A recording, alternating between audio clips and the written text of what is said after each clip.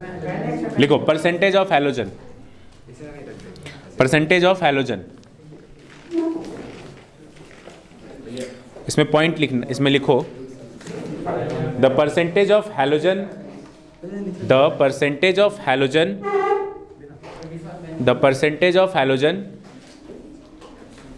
in an organic compound, in an organic compound can be detected by, can be detected by or estimated by, can be estimated by Sarius method. Sarius, C-A-R-I-U-S, C-A-R-I-U-S, Sarius method, Sarius method. Done. In this method, in this method, in this method, the mass of AgX formed, the mass of AgX formed is used to detect,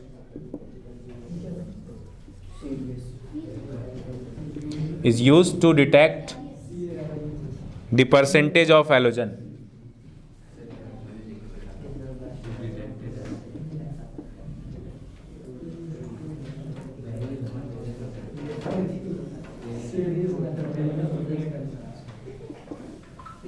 ये formula लिखो,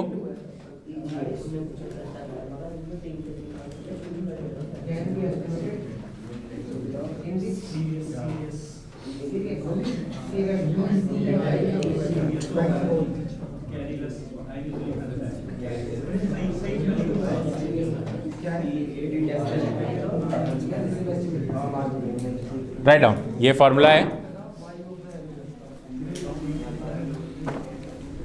same वैसा ही format है जैसा हमने पहले किया था ना, वाटर निकालने के लिए, CO2 निकालने के लिए, सेम फॉर्मेट है, नो डाउट।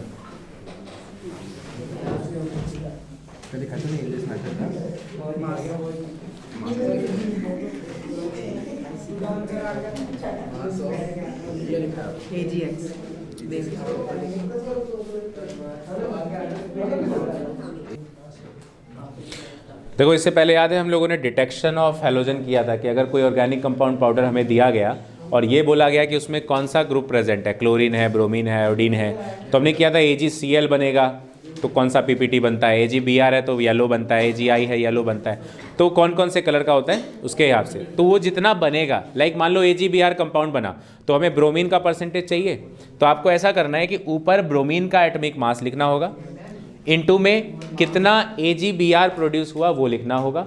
M1 का मतलब क्या है, मास ऑफ AgX, मतलब AgBr कितना बना वो लिखो, इनटू 100।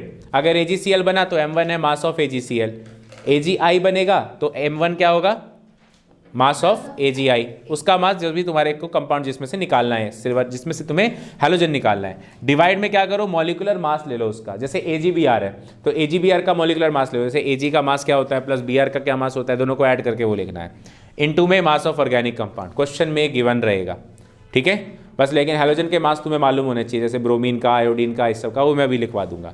तो राइट डाउन एक क्वेश्चन लिखो, पहले क्वेश्चन है इन सेरियस मैथड, क्वेश्चन लिखिए, in Carius method, in Carius method of estimation of halogen, of estimation of halogen,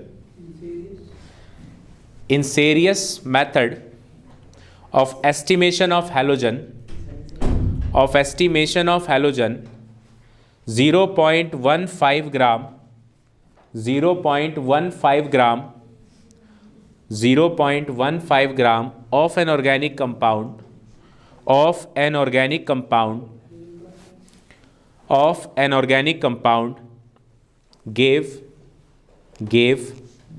0.12 gram of AgBr, 0.12 gram of AgBr, 0.12 gram, 0.12 gram of AgBr. Find out the percentage of bromine, find out the percentage of bromine in the compound, find out the percentage of bromine in the compound. चलो देखो, इसने इस बार दिया है AgBr के बारे में ना, तो हमें क्या क्या जरूरत पड़ेगा, परसेंटेज ऑफ ब्रोमीन चाहिए, ब्रोमीन का चाहिए परसेंटेज। तो ऊपर सबसे पहले क्या लिखना है, atomic mass of bromine. Bromine का मास होता है 80 is the atomic mass of bromine. Multiply क्या करना पड़ेगा, M1।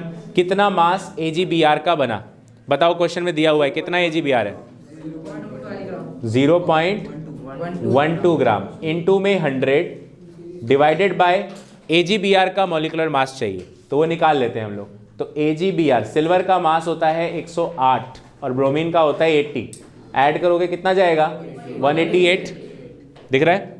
तो यहाँ पुट करो 188 मल्टीप्लाई में mass of organic compound given है 0.15, दैट्स इट। आपको ये सॉल्व करना है, यूल गेट योर आंसर। समझ गए, फॉर्मूला बेस्ड। और एग्जाम में 3 नंबर का है क्वेश्चन, कोई ना कोई एक जरूर आएगा, चाहे वो ब्रोमीन का आ जाए, चाहे क्लोरीन का आ जाए, चाहे किसी का कार्बन का, हाइड्रोजन का, एनीथिंग, कुछ आएगा 3 नंबर में। लास्ट ईयर बैरियम वाला आया था, सबसे आखिरी में तुम पढ़ेंगे बैरियम सल्फेट, सल्फर का निकालने का। हाँ, क्वेश्चन में लिखा रहेगा,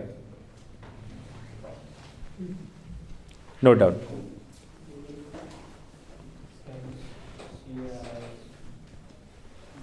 इसको बीच बीच में ना रोक देते हैं तो लेंदी।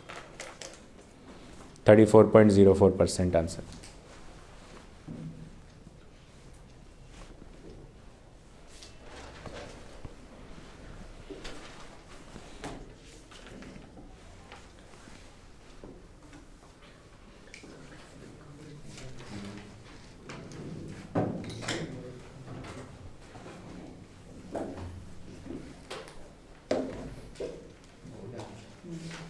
हो गया,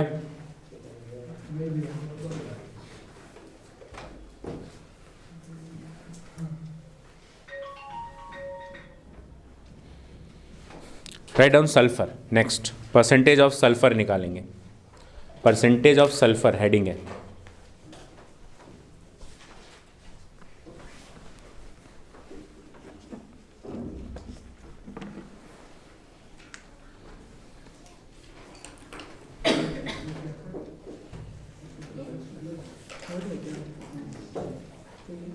लिखे, ये रेस कर दूं, पाही लिख रही हो, लिख लो फटाफट कर दो।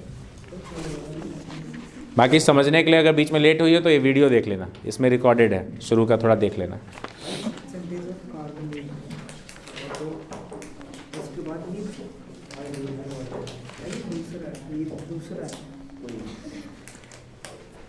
क्या चीज़ दूसरा है, ये पॉइंट्स डाल रखा था ना उसमें, सही तो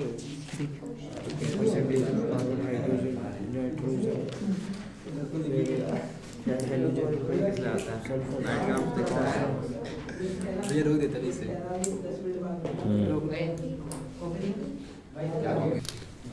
परसेंटेज ऑफ सल्फर,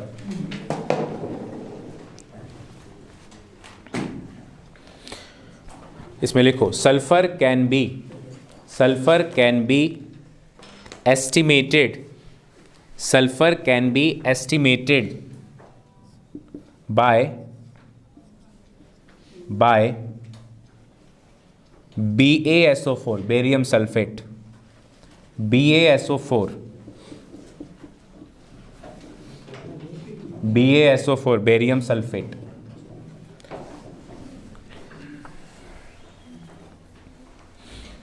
देखो क्वेश्चन में ये चीज़ गिवन है आपको कि बेरियम सल्फेट कितना बनेगा, ये गिवन होगा। बेरियम सल्फेट में BaSO4 में सल्फर प्रेजेंट है कि नहीं, तो ये BaSO4 का अमाउंट तुम्हें दिया रहेगा, वही है M1, mass of barium sulphate होगा M1।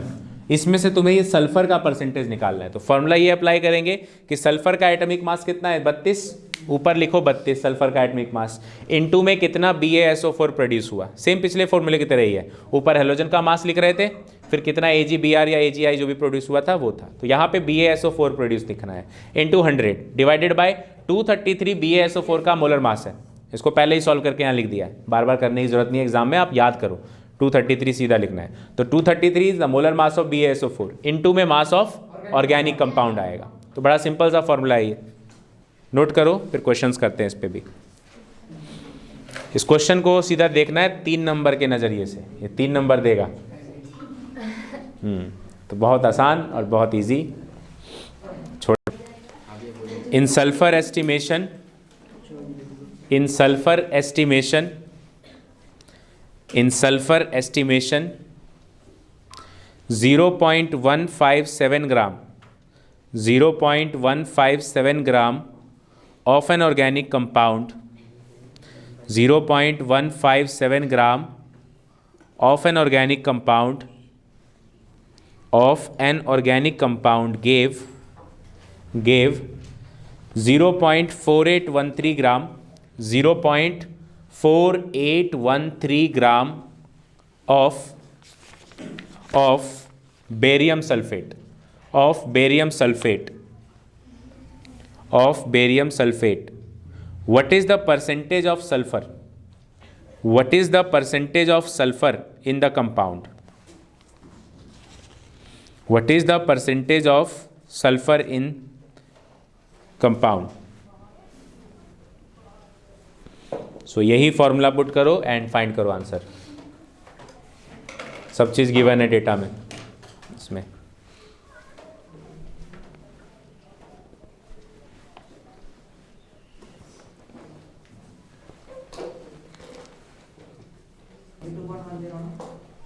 हाँ, आंसर आएगा 42.10। वैल्यूज पुट कर लिया है सभी ने? सो 32 M1 की वैल्यू बताओ, कितना BSO4 दिया है? 4813 इंटू 100 डिवाइडेड बाई 233, और मास ऑफ ऑर्गेनिक कंपाउंड कितना है? 157। जस्ट मल्टीप्लाई करेंगे एंड वील गेट 42.10%। ऐसे आपका आंसर आ जाएगा। हो गया? अब सबसे लास्ट टॉपिक, सबसे आखिरी टॉपिक, फिर ये चैप्टर ख़त्म पूरी तरीके से। थोड़ा बहुत फिर आपका हाइड्रोकार्बन थोड़ा बचा रहेगा, वो आज हो जाएगा वो भी। चलो लिखो हेडिंग अगला, percentage of phosphorus, percentage of phosphorus, percentage of phosphorus.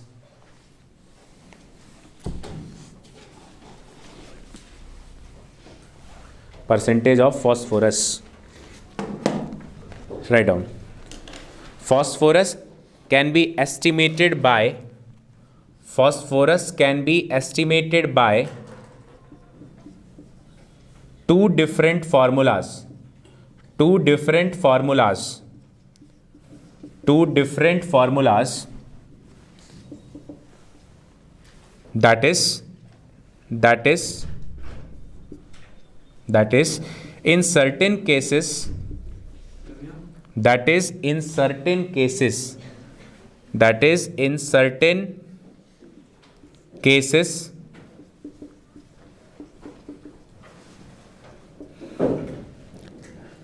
ammonium phosphate, ammonium phosphate, ammonium phospho लिखना, phospho, ammonium phosphomolybdate, ammonium phosphomolybdate, phosphomolybdate, molybdate, हाँ, ammonium phosphomolybdate,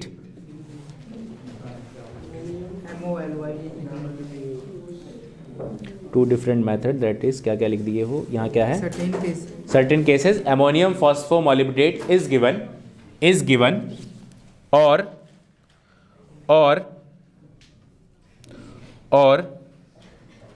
magnesium phosphate is given, or magnesium phosphate is given,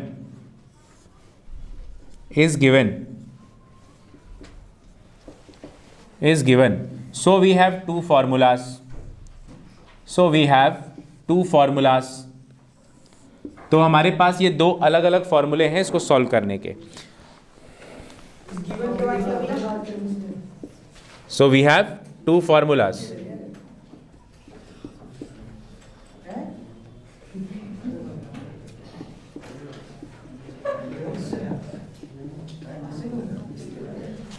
देखो ये ऊपर जो लिखा है पहले, question को आपको पहले पढ़ना होगा, फॉर्मूला कौन सा लगेगा ये उस पर डिपेंड करेगा। तो सबसे पहले क्वेश्चन में ना दो तरीके से आपको निकालना हो सकता है फास्फोरस का मास। या तो ये कंपाउंड दिया होगा एमोनियम फॉस्फोमोलिब्डेट, पूरा नाम एमोनियम फॉस्फोमोलिब्डेट। तो अगर ये दिया है और इसमें तुम्हें फास्फोरस का प्रेजेंस निकालना है तो इस पूरे का मोलर मास पहले निकालना होगा।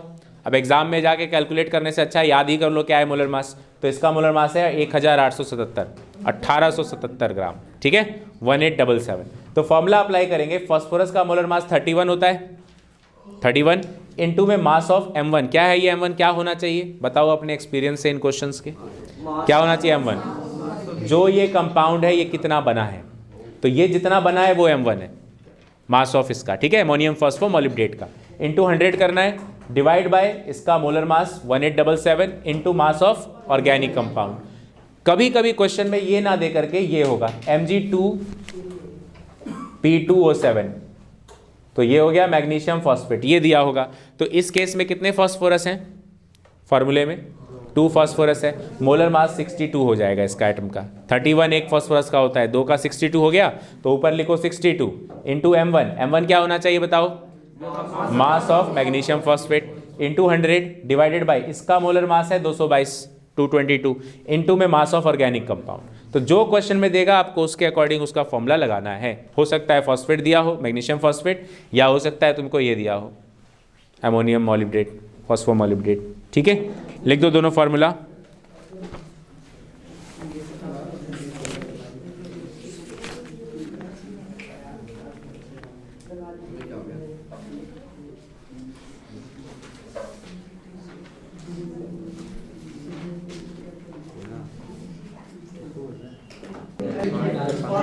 ओके नेक्स्ट लिखो, ओके आवाज नहीं, नेक्स्ट लिखो percentage of oxygen, percentage of oxygen, last है percentage of oxygen,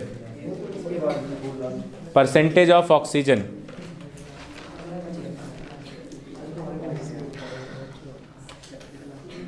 The oxygen can be estimated, write down, the oxygen can be estimated, the oxygen can be estimated, estimated from, can be estimated from carbon dioxide, carbon dioxide, CO2, carbon dioxide by the following formula, by the following formula.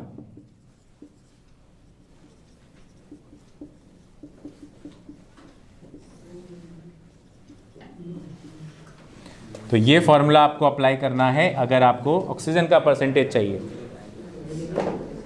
Oxygen का मास कितना ग्राम होता है? 16 होता है। 2 oxygen का O2 का क्या हो जाएगा? 32, O2 के लिए 32 लिखा है ऊपर। मोलर मास उसका CO2 का 44, अगर 2 मोल O2 ले रहा तो 2 मोल उसको ले तो 88। वैसे चाहूँ तो मैं यहाँ 16 और नीचे 44 भी लिख सकता हूँ, कायदे से वो भी सही है। तो 32 इंटू में M1 क्या होना चाहिए? मास ऑफ CO2 प्रोड्यूस, जिसमें से आप निकाल रहे हो M1 वो है, M1 is mass of CO2, question में गिवन रहेगा। और नीचे वाला M क्या है? ऑर्गेनिक कंपाउंड का मास है, ठीक। दैट्स इट, चैप्टर नंबर ये ख़त्म, 12 ख़त्म। अब हेडिंग डालना चैप्टर नंबर 13 हाइड्रोकार्बन। हालांकि अब हेडिंग डलवा रहा हूँ जब 90% हो चुका है हाइड्रोकार्बन, और फिर भी ठीक है। हाइड्रोकार्बन चैप्टर नंबर 13,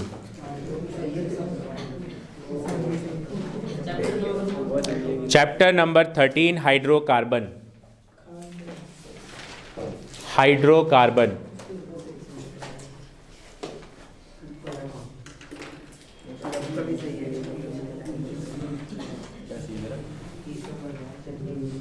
ये मिटा दूं? अच्छा 10th नॉमेनक्लेचर, NOMEN,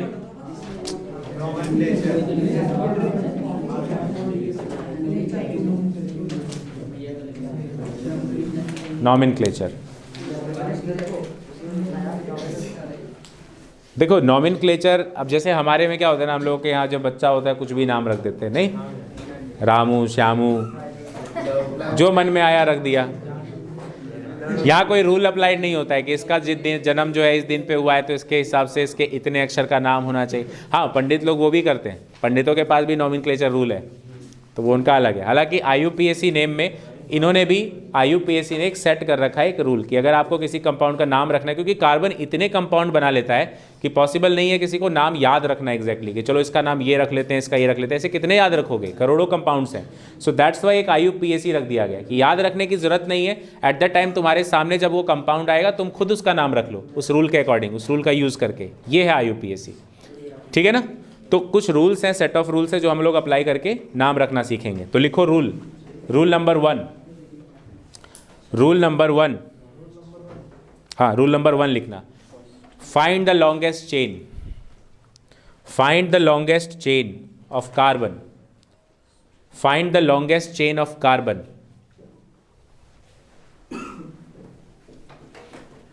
डन, हो गया। सेकेंड, नंबर 2 लिखो, rule number 2, the branching should get, the branching should get lowest number, the branching should get lowest number, lowest number. This rule is known as, this rule is known as, this rule is known as lowest locant rule, lowest locant rule, lowest locant rule, हाँ lowest locant rule।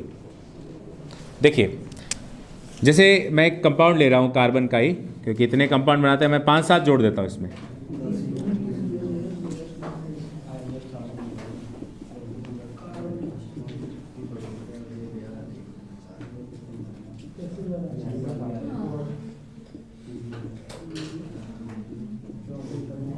चलो, ये है हमारे पास compound, दिख रहा है सभी को। सबसे पहला रूल अप्लाई करना है, लॉन्गेस्ट चेन फाइंड करना है। कार्बन सबसे ज़्यादा होना चाहिए जिस भी रूल में, जिधर से भी काउंट करो, 1 2 3 4, ऐसे में तो 4 आ रहा है, सीधा सीधा चलते हैं, 1 2 3 4 5 6 7, सीधा में 7 आ रहा है, 1 2 3 4 5, 1 2 3 4 5 6 7 8, मैक्सिमम कितना हो गया 8। आई बात समझ में। तो पहले तो मैक्सिमम वाले को अपना मेन चेन मान लो, तो ये है वो मैक्सिमम जो मेरे पास आया, ऐसे। तो मेन चेन को कुछ इस तरीके से घेर लेना ब्रैकेट में, ठीक है। इसके अलावा जो भी बच गया ये सारा कहलाता है branching, they all are branching, ठीक है, इसे ब्रांचिंग कहेंगे। पहला रूल समझ गए, लॉन्गेस्ट चेन फाइंड करो, जो बचा खुचा है वो सारा का सारा ब्रांचिंग पे डाल दो, वो ब्रांचिंग हो गया। अब नाम रूल नंबर 2 का है लोएस्ट, इसमें लोकेंट रूल लगेगा। तो आपको ब्रांचिंग को नंबरिंग देनी है, नंबर देना है हर कार्बन को, लेकिन नंबर कुछ ऐसा होना चाहिए कि ब्रांचिंग को लोएस्ट नंबर मिले, ब्रांच को कम नंबर मिले। अब एग्जांपल देखो, यहाँ से नंबरिंग शुरू करता हूँ मैं, इस साइड से 1 2 3 4 5 6 7 8, राइट। अब बताओ ब्रांचिंग कौन कौन से नंबर पे आपको नजर आ रही है। एक तो 3 नंबर पे नजर आ रही है, प्लस 4 नंबर पे दिख रहा है। आपको सम करते चलना है, 6 पे ऐड करके बताओ कितना हुआ, 13 हुआ। अब अगर मैं इधर से नंबरिंग करता तो क्या होता।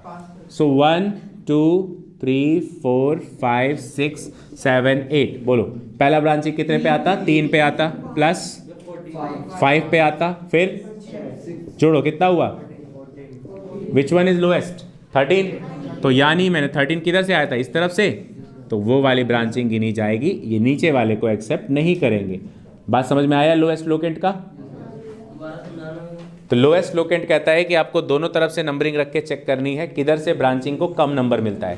तो हमने देखा जब इधर से नंबरिंग कर रहे हैं हम लोग, तो 3 नंबर पे CH3 है, 4 नंबर पे CH3 है, फिर 6 नंबर पे CH3 है। तो लोएस्ट के हिसाब से 3 4 6 को जोड़ रहा हूँ तो 13 आ रहा है।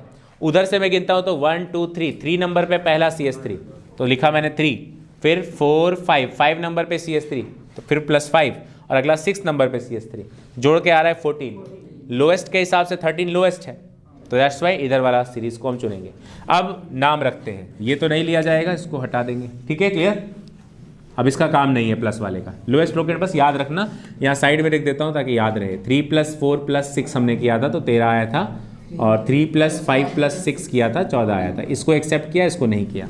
Lowest locant, clear, lowest locant. अब आगे इसका नामकरण का दिन आ गया, नाम करते हैं। तो बताओ 3 नंबर पे कौन सा ग्रुप है ये? मिथाइल। जैसे CH4 होता है अगर एक कार्बन तो आप उसको मीथेन बोलते हो, उसमें से एक हाइड्रोजन निकाल दो तो बन जाता है मिथाइल। ऐसे इथेन में से एक हाइड्रोजन निकाल दो तो बन जाएगा ethyl. Clear? It is methyl. ये क्या है? ये भी मिथाइल है, ये भी मिथाइल है, तो ये तो तीनों ही मिथाइल है ना। कौन कौन से नंबर पे है? 3 पे है, कॉमा 4 पे है, कॉमा 6 पर है, डैश। देखो जब भी कभी आपको नंबर्स को सेपरेट करना हो, ध्यान से सुनो, जैसे 3 4 6 तीनों नंबर है, नंबर्स के बीच में हमेशा कॉमा लगाना है, नंबर्स के बीच में हमेशा कॉमा लगाना है, नंबर और अल्फाबेट के बीच में डैश लगाना है। अब मैं अल्फाबेट शुरू करने वाला हूं। कितनी मिथाइल हैं? 3, तो बोलेंगे ट्राई मिथाइल, ट्राई मिथाइल। तो देखो नंबर है टी अल्फाबेट है, जबकि 6 नंबर है, तो दोनों के बीच में एक डैश का यूज करना है आपको। नंबर्स के बीच में कॉमा, नंबर और अल्फाबेट के बीच में डैश, ये भी रूल है। सो 3 4 6 ट्राई मिथाइल। अब मेन कार्बन में कितने, मेन चेन में कितने कार्बन है? 8 है। 8 को बोलते हैं ऑक्टेन। It is octane. इसमें किसी को दिक्कत? मिथेन, इथेन, प्रोपेन, ब्यूटेन, ये सब याद है कितने नंबर पे क्या आता है? किसी को भी याद नहीं हो तो बोल दो, मैं लिखवा दूंगा यहाँ पर। चलो तो पहले ये उतारो, फिर वो लिखवाता हूँ। इसको नोट कर लो, ये नाम 3 4 6 ट्राई मिथाइल ऑक्टेन। बचा है। देखो 10th क्लास में आप लोगों ने पढ़ा था एल्केन, एल्कीन और अल्काइन। तो 3 तरीके के, तीनों के रूल्स देख लेते हैं। एल्केन था पहला, फिर एल्कीन था, और फिर आता था एल्काइन। ठीक है, अभी थोड़ा मैं 10th का बता रहा हूँ। Alkane, alkene, alkyne. अल्केन का फॉर्मूला था CnH2n+2, मतलब जितने कार्बन होने चाहिए उसके डबल से 2 ज़्यादा हाइड्रोजन होने चाहिए, ये मतलब है इसका। जैसे एग्जांपल देखो, C2 लिखता हूँ तो हाइड्रोजन कितना होना चाहिए अल्केन के लिए? डबल करो, 2 का डबल हुआ 4, उससे 2 एक्स्ट्रा 6, C2H6, ये अल्केन है। अल्केन के लिए सिमिलर रूल है CnH2n, मतलब जितना कार्बन उसका डबल हाइड्रोजन। एग्जाम्पल जैसे कि C2 लिया तो H4 लेना पड़ेगा, C3 लूंगा तो H6 लेना पड़ेगा, सीधा डबल। तो देखते ही पहचान में आ जाएगा कि ये अल्कीन है। अल्काइन के लिए रूल है CnH2n-2, मतलब जितना कार्बन उसके डबल से 2 कम करना है हाइड्रोजन। एग्जाम्पल जैसे मैं लिखता हूँ C2, तो बोलो C2 के लिए डबल करा हाइड्रोजन 4, 2 कम कर दो 2, H2। C4 के हिसाब से बताओ, 4 2 जा 8, 8 में से 2 माइनस किया 6, यानी C4H6। ऐसे करके आप अल्काइन, अल्कीन, अल्केन ढूंढेंगे। ठीक है, नहीं वो अलग चीज़ है। क्लियर हुआ ये सारा? अब आती है बात इसमें नॉमेनक्लेचर क्या करें, कैसे करेंगे। तो एल्केन कहता है कि इसके लास्ट के 3 वर्ड यूज करने हैं तुम्हें, इसमें लास्ट के 3 वर्ड यूज करने हैं, ENE।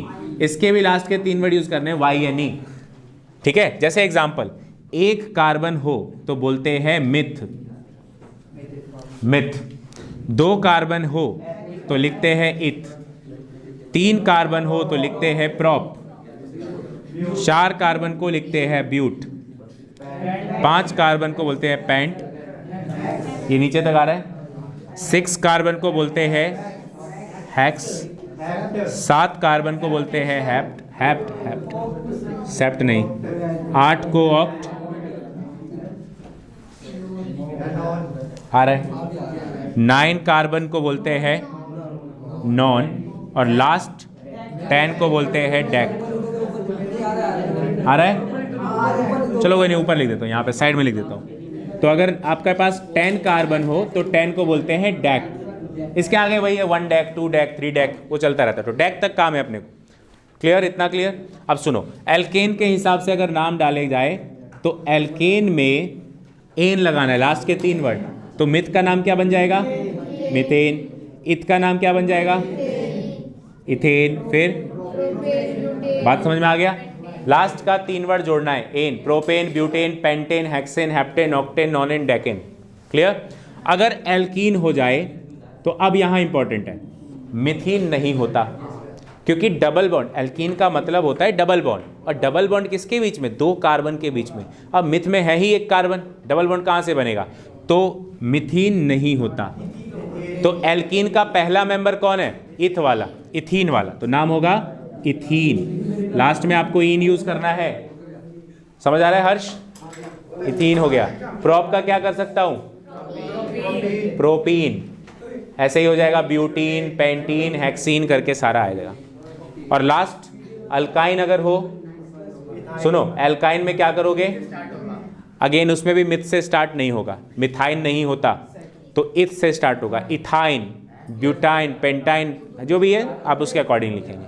नोट डाउन, उतार लो। ये सब अभी काम आएगा इसमें। अगर आता है अच्छे से तो मत लिखो, आता है ना तो मत लिखो। बाकी लोग नोट कीजिए जिसको लग रहा है कि जरूरत पड़ेगा, क्योंकि हाँ ये नॉमेनक्लेचर में जरूरत पड़ने वाला है। चलो तो वापस नॉमेनक्लेचर पे आते हैं, कुछ कंपाउंड लिखते हैं। हाँ जैसे लिखो CH3। अब इसका नाम आप लोग मुझे लिख के बताओगे, खुद से करना।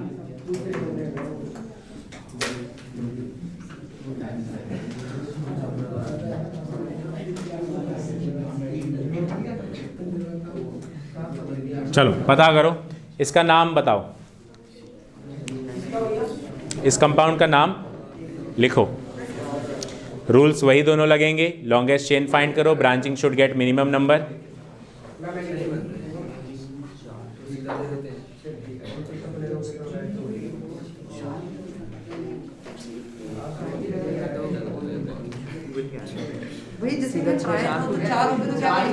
चार को बोलते हैं टेट्रा, जैसे 3 को ट्राई बोलते हैं, 2 को डाई बोलते हैं। ये क्या आवाज आ रही है? हाँ बेंच को मत ओके। सो लॉन्गेस्ट चेन ढूंढोगे, 1 2 3 4 5 6। स्ट्रेट में तो 6 आ रहा है। 1 2 3 4 5, 1 2 3 4 5, 6 से ज़्यादा नहीं आ रहा है कहीं से भी, है ना? तो 6 यानी ये लॉन्गेस्ट चेन ये वाली अपनी है, मेन चेन। ये हुई मेन चेन। बचा कुचा सारा क्या कहलाता है? Branching. They all are branch. ठीक है। सो नाउ नॉमेनक्लेचर में आप नंबरिंग की जरूरत पड़ेगी। नंबरिंग कुछ ऐसा करना है कि लोएस्ट लोकेंट रूल फॉलो हो, मतलब ब्रांचिंग को लोएस्ट नंबर मिलना चाहिए। उधर से काउंट करके देखो पहले, 1 2 3 4 5 एंड 6। कौन कौन से नंबर पे आया ब्रांचिंग? 3 पे कितने आए? 2 आए। 3 + 3 करना पड़ेगा, ऐसे देखते हैं। ठीक है, 3 पे। फिर 4 पे दोनों, 4 + 4 कितना हुआ? ये 3 3 6 4 10 4 14। उधर से गिनो, 1 2 3 4, सेम नंबर है, मतलब यहां पर फर्क नहीं पड़ता आप किधर से भी नंबरिंग करें। क्लियर? ऐसे केसेस में तो चलिए 3 3, 3 पे 2 बार है ना, तो ये नहीं कि एक ही बार लिख लिया, 3 को 2 बार लिखना पड़ेगा आपको। 3 3, फिर 4 पे है 4 4, 3 3 4 4। अब 4 बार हुआ तो क्या कहोगे? टेट्रा। यहां डैश लगाओगे, नंबर और अल्फाबेट के बीच में डैश लगना चाहिए। Tetra methyl, tetra methyl. 6 वाले को हेक्स, तो हेक्सेन। क्लियर है? No doubt. ऐसे करेंगे नॉमेनक्लेचर। उधर 3 और 4 एक बार लिख के डाई दिया नहीं,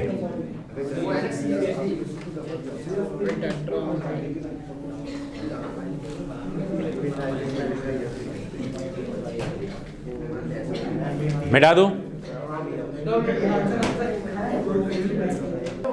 नहीं प्रैक्टिकल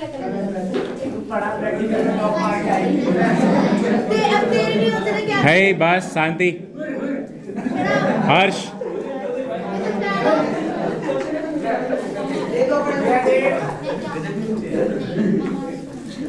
मैं इसी में एक चीज और ऐड कर दे रहा हूं।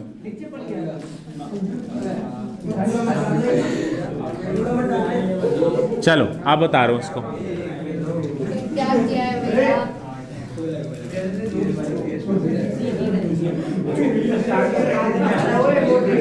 क्वेश्चन लिख लो, आवाज नहीं, क्वेश्चन लिख लो चुपचाप। Note down.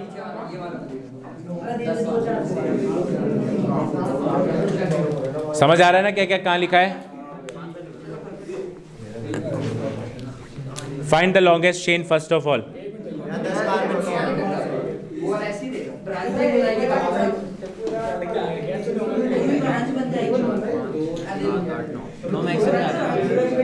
सुन लो पहले, सबसे पहले लॉन्गेस्ट चेन ढूंढ लो। अब देखो longest chain, 1 minute Prince, 1 2 3 4 5 6 7 8, straight में तो 8 है। 1 2 3 4 5 6 7 8, ऐसे भी 8 है। सो 1 2 3 4 5 6 7 8 9 10, ये 10 है, यही लॉन्गेस्ट चेन है। तो 10 वाला लॉन्गेस्ट चेन, तो ये ऐसे गए और ये अपना मेन चेन हो गया। इसके अलावा जो दिख रहा है सब ब्रांचिंग, ये सब साइड चेन, ठीक है। ठीक है, 5 CS3 वाला तो मुश्किल ही होता है कोई, इसको CS2 CS3 बना दो। अब बढ़िया, कितना हुआ? 1 2 3 4 5 6 7 8 9, हाँ ठीक है, अभी भी लॉन्गेस्ट चेन ही है। सुनाओ, अब सुनो, 1 मिनट इधर देखो। मिथाइल वाले कितने, पहले तो नंबरिंग पे करो लोएस्ट लोकेंट रूल के अकॉर्डिंग। यहाँ से चलूँ तो 1 2 3 4 5 6 7 8 9 10, तो ब्रांचिंग आ रही है 3 पे, 3 + 3, 4 पे, 4 + 4, 6 पे, देन 7 पे, 3 3 6 4 10 4 14 6 20 और 7 27, 27 आ रहा है। उस साइड से गिनो, इसको पहले हटा देता हूँ, नंबरिंग को हटा दें तो कंफ्यूज हो जाते नहीं। 1 2 3 4, पहला तो 4 नंबर पे, फिर 5 पे, चेक करो इधर देखो, 1 2 3 4, 4 पे आ रहा है, फिर 5 पे आ रहा है, 6 7 7 पे और 8 8 पे, 7 7 एंड देन 8 और 8 8 8, कितना हो रहा है ये? 5 4 9 10 16, 4 20 और 3 27, ज़्यादा ही जा रहा है ऑफकोर्स। तो यानी हमें लोएस्ट लोकेंट के हिसाब से ऊपर वाले रूल को लेना है, मतलब कि नंबरिंग यहाँ से होगी, ठीक है। ओके, अब सुनो, नाम कैसे रखेंगे। यहाँ पर आएगा एक तीसरा रूल, रूल नंबर 3। तो सबसे पहले तो मिथाइल कितने हैं CS3 वाले? 1 2 3 4, 4 हैं, तो इसको हम लिख देते हैं, कौन कौन से नंबर पे है? 3 3 4 4, टेट्रा मिथाइल। 6 पे कहाँ है? टेट्रा, देखो टेट्रा मिथाइल, राइट। उसके बाद 6 नंबर पे है 2 कार्बन वाला, मतलब इथाइल, 2 कार्बन इथाइल हुआ। फिर 7 पे भी है इथाइल, तो मतलब मुझे लिखना चाहिए, फिर देखो अल्फ़ाबेट है, अल्फ़ाबेट के बाद मुझे नंबर लिखना है, मैं कौन सा इस्तेमाल करूँ, डैश या कॉमा? डैश। तो डैश लिख के 6 7, एक तो 6 नंबर पे, एक 7 पे, 6 7 डाई इथाइल। अब मेन कार्बन में टोटल 10 थे मेन चेन में, तो डेकेन। तो ये इसका नेम लग रहा है ऐसा, लेकिन ये गलत है। रूल तो हमने पूरा फॉलो किया। अब यहां आता है रूल नंबर 3 कि हमें अल्फाबेट ऑर्डर को फॉलो करना है। लिखो रूल नंबर 3 यहीं पर, राइट डाउन रूल नंबर 3। ये भी लिखोगे, पहले रूल लिख लो, पहले रूल लिख लो, लिखो। इफ, क्या कर रहे हो अभी, क्या उतार रहे हो? अच्छा चलो उतार लो पहले सारा, फिर रूल लिखवाता हूँ, उतार लो। और ये भी नाम लिखोगे, ठीक है, लिखना है, क्रॉस करना है, लिख के काटना है कि गलत किया हमने। फिर रूल नंबर 3 लिखो, if 2 or more substituent groups are present, if 2 or more substituent groups are present, substituent groups are present with different names, substituent groups are present with different name, then we should follow different name, then we should follow alphabetical order, we should follow alphabetical order, done. तो देखो यहां पर जैसे group 2 अलग अलग है, एक तो मिथाइल वाला ग्रुप है और एक इथाइल वाला ग्रुप है। अब दोनों में से हमें अल्फाबेटिकल ऑर्डर करना है, लेकिन एक चीज़ और ध्यान रखना है, सुनो सभी लोग ध्यान से सुनो, ये नंबर मत देखना, ये अल्फ़ाबेट मत देखना, टेट्रा, ट्राई, डाई, ये क्या लिखा है इसको नहीं देखते, सिर्फ नाम का अल्फ़ाबेट देखना है। टेट्रा क्या? मिथाइल, तो मिथाइल है नाम, मतलब उसका पहला अल्फ़ाबेट क्या है? एम है। और इथाइल, डाई नहीं देखना है, इथाइल देखना है, तो इथाइल का पहला अक्षर ई है। ई और एम में पहले कौन आता है? ई, इसीलिए इथाइल वाला पोर्शन पहले आना चाहिए था। सो नाम होता 6 7 डाई इथाइल देन जाएगा 3344 टेट्रामिथाइल डेकेन। ये नाम सही है। फ़र्क सिर्फ एक है, आपको अल्फ़ाबेटिकल ऑर्डर के अकॉर्डिंग करना होगा। समझ में आया नेहा? मनदीप, वेग पे दोबारा समझाना। नाम आपको देखना है अल्फ़ाबेट, एम पहले आ रहा है कि ई पहले आ रहा है। इनको मत देखना, टेट्रा या डाई ट्राई इनका अल्फ़ाबेट नहीं देखते, अल्फ़ाबेट सिर्फ नाम का देखते हैं। मिथाइल, इथाइल, प्रोपाइल, इन सब का देखना है। तो एम आ रहा है जबकि यहाँ ई आ रहा है। ई और एम में पहले ई आता है अल्फ़ाबेट में, A B C D E, M तो बाद में आएगा। ई वाले को पहले लिखो, डाईथाइल, फिर टेट्रामिथाइल।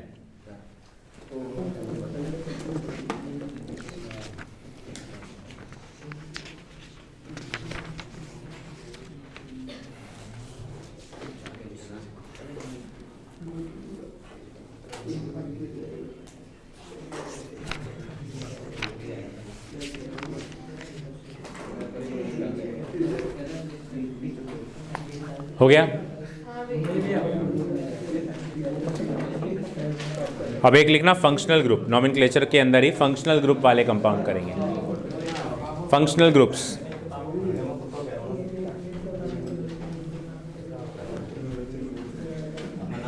फिर आवाज नहीं, फंक्शनल ग्रुप, ये नाम लिख लो फिर फंक्शनल ग्रुप करते हैं।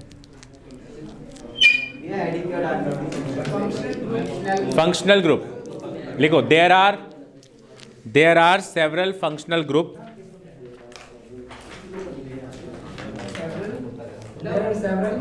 फंक्शनल ग्रुप,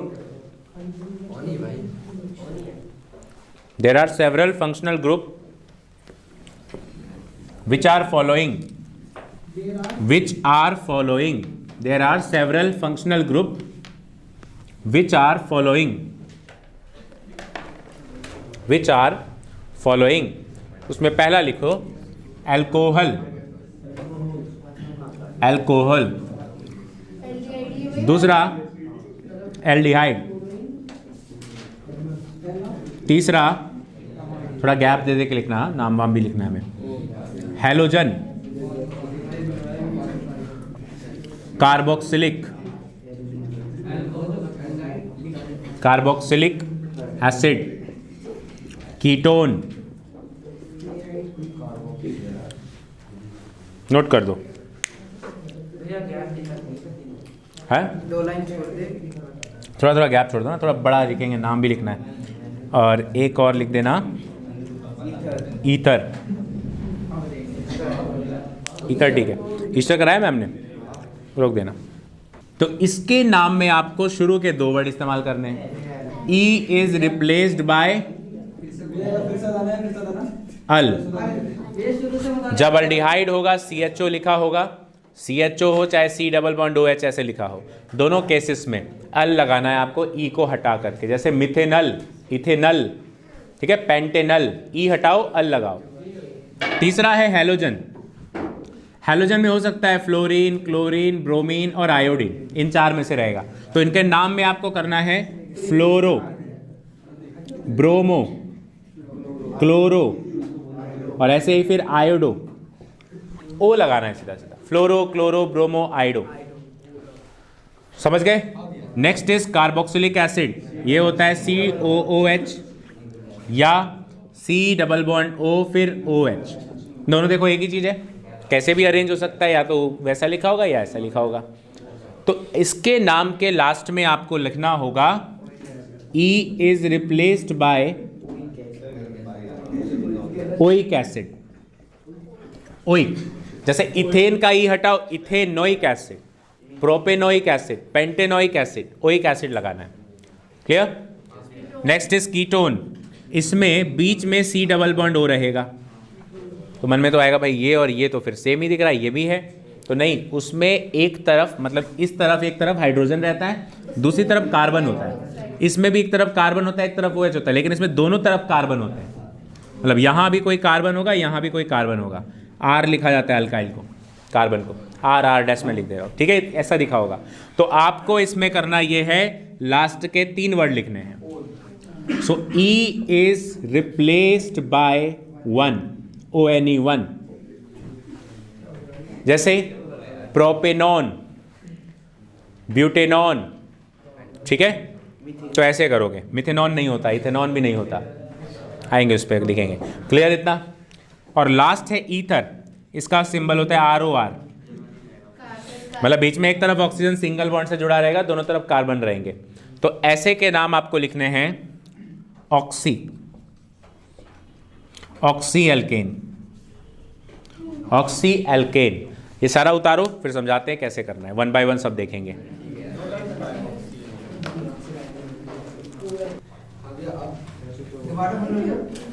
एल्कोहल, हेडिंग है एल्कोहल।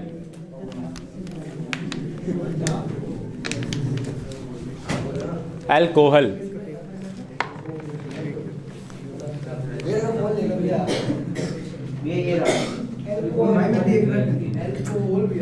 हाँ एल्कोहल। सुनो, अब जैसे एक कंपाउंड लेते हैं CH3CH2OH, पहले सबसे सिंपल से शुरू करते हैं, उसके बाद धीरे धीरे डिफिकल्टी बढ़ाएंगे। तो पहला है OH ग्रुप, दिख गया? OH ग्रुप दिखते ही दिमाग में आना चाहिए अल्कोहल है, और अल्कोहल में 2 कार्बन है, तो 2 कार्बन को हमें लिखना तो वैसे होता है इथेन, लिखते हैं, लेकिन मैंने अल्कोहल के रूल में लिखा है E इज रिप्लेस्ड बाय ओल, मतलब E को हटाओ और ओल लगा दो, तो नाम हो गया इथेनॉल। ठीक है, ऐसे आपको नॉमेनक्लेचर करना है। फटाफट एक एग्जांपल ये उतारो, फिर लिखते हैं दूसरा।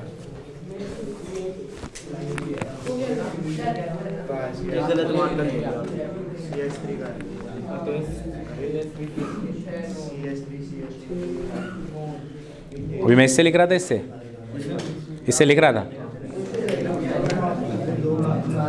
ओके सुनो, मैं मिटा रहा हूं, इसको हटाता हूं। अगला कंपाउंड देखो, थोड़ा सा बड़ा लेते हैं, CH3 CH2 CH2 CH2 CH3 OH CH3। चलो ये कंपाउंड है, चलिए इसका नाम ढूंढिए।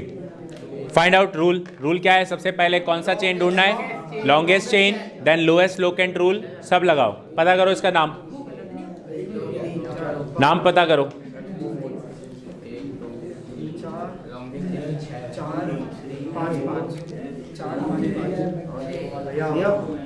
कितने कार्बन है आशुतोष लॉन्गेस्ट चेन में?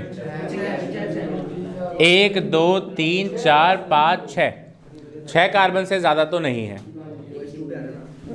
सो नंबरिंग कैसे दोगे? अब रही बात, मेन चेन तो ये आ गया अपना, मेन चेन तो ये आ गया, ठीक है। अब रही बात ब्रांचिंग, तो एक तो ये ब्रांचिंग है, लेकिन ये क्या है? Now this is called functional group, ये है फंक्शनल ग्रुप। काउंट होगा नहीं होगा ब्रांचिंग में? क्या? एक ब्रांचिंग में काउंट होगा नहीं होगा? नहीं, इसको अलग से फंक्शनल ग्रुप की तरह ट्रीट करेंगे, ब्रांचिंग अलग चीज है, ठीक है। लास्ट में हमें ओल लगाना है। अब सुनो ध्यान से, अब जब बात आती है नंबरिंग की, तो हमने सीखा है लोएस्ट लोकेंट रूल, लेकिन अगेन यहाँ पे रूल नंबर 4 लगेगा। अब रूल नंबर 4 कहता है कि अगर कोई फंक्शनल ग्रुप प्रेजेंट है तो it should get lowest number, मतलब हमें OH को क्या करना है? लोएस्ट नंबर पे देना है। जैसे यहाँ से शुरू करोगे तभी 2 नंबर पे आएगा, इधर से करता हूँ तो 5 नंबर पे जा रहा है, so that's why lowest number देना है। लिखो रूल नंबर 4। रूल नंबर 4 उतारो कोई बात नहीं, उतार लो, पहले ये लिख लो। इसको नेम करना है? नहीं, वो मेन चेन के अंदर, वो फंक्शनल ग्रुप नहीं है, वो ब्रांचिंग कहलाएगा। जो मतलब भैया पहला है वही फंक्शनल ग्रुप वो है 5-6 जो मैंने अभी लिखे थे, वो होते हैं फंक्शनल ग्रुप। जो आपने हाइड्रोजन लिखा है वो तो ब्रांचिंग में आएगा ना? नहीं, वो CH के साथ, तो CH के साथ कार्बन के साथ है। कार्बन वाले होते हैं ब्रांचिंग में, हाइड्रोजन थोड़ी ना होते हैं। हाइड्रोजन तो फिर सब पे है, इस पे भी है, मैंने ऐसे लिख दिया, इसमें मैंने ऐसे बना दिया। अब कुछ देर में ये मत कहना यहाँ डैश है यहाँ नहीं है वहाँ भी कंपाउंड है बना हुआ, अभी किसी को था। Rule number 4, if functional group is present, if functional group is present, it should get lowest number, it should get lowest number along with, it should get lowest number along with, it should get lowest number along with lowest locant rule, along with lowest locant rule, lowest locant rule, along with lowest locant rule। Done? अब सुनिए, तो numbering जब मैं शुरू कर रहा हूं तो मैं यहां से देता हूं 2 3 4 5 एंड 6। क्लियर? फंक्शनल ग्रुप कौन से नंबर पे है? 2 नंबर पे है अल्कोहल। और ब्रांचिंग कौन से पे है? 3 नंबर पे है। कौन सी ब्रांचिंग है? इथाइल मिथाइल प्रोपाइल कौन सा है? मिथाइल है। आदित्य कितने नंबर पे मिथाइल है? 3 नंबर पे। तो लिखेंगे 3 मिथाइल। 3 मिथाइल। अब कार्बन काउंट करो, 1 2 3 6 है ना। 6 को क्या लिखते हैं? हेक्सेन। तो मैं पहले लिख देता हूं हेक्सेन। नाउ रूल कहता है कि अगर अल्कोहल ग्रुप है तो E इज रिप्लेस्ड बाय ओल, बट यहां पर ओल किसी नंबर पर है। कितने नंबर पर है? 2 नंबर पे है। तो आपको ओल नहीं, आपको 2 ओल लिखना है। 2 नंबर पे अल्कोहल है तो 2 ol. So name will be 3 methyl hexane 2 ol. No doubt. हाँ ये सही है। लिख दिया कह रहा गलत है। नहीं सही है क्या? हाँ नहीं, इसमें रूल के बाद हमने सीखा है। उसमें मैंने पहले रूल नहीं लिखवाया था ना, इसलिए।